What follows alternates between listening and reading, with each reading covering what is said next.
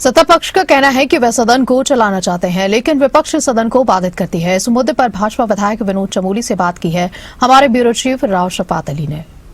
Budget सत्र का आज तीसरा दिन है। जो विपक्ष के नेता हैं आज भी सदन के बाहर दिखाई दे रहे हैं, कुछ प्रदर्शन करते नजर आ रहे हैं।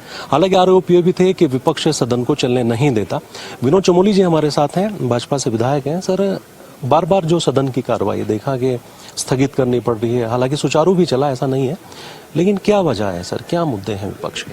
नहीं, देखिए, विपक्ष की स्ट्रेटजी रहती है कि सदन को बाधित करो, हल्ला गुल्ला करो और सदन को किस तरह से चलने मत दो। लेकिन इस बार हमने पूरा प्रयास करके सदन को चलाने की कोशिश की है और हमारा प्रयास है कि सदन हमारा पूरा 13 तारीख तक तो चले ही चले, अगर आवश्यकता पड़े तो 1-2 दिन और एक्सटेंड हो सके।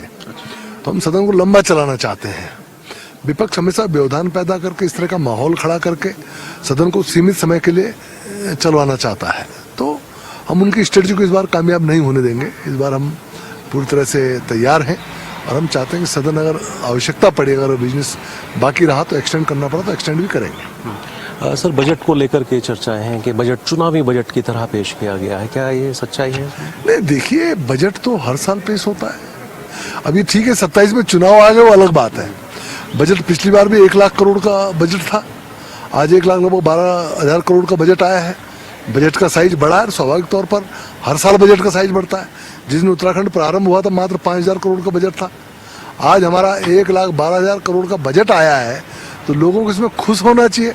अगर मान लीजिए चुनाव के कारण भी बजट का साइज बढ़ा हो, तब भी लाभ तो उत्तराखंड की जनता को मिलने वाला है। तो इसको सबको खुशी खुशी एक्सेप्ट करना चाहिए और आनंद लेना चाहिए, ताकि जितना बड़ा बजट है उतने अधिक काम होंगे और उत्तराखंड को लाभ मिलेगा। सर, चर्चा होगी अभिभाषण पर राज्यपाल की, क्योंकि विपक्ष तो कह रहा था चर्चा नहीं करना चाहते, ना बजट पर चर्चा करना चाहते हैं, ना कल 10:30 बजे तक हम लोगों ने सदन चलाया। इसलिए चलाया कि हम चर्चा चाहते थे।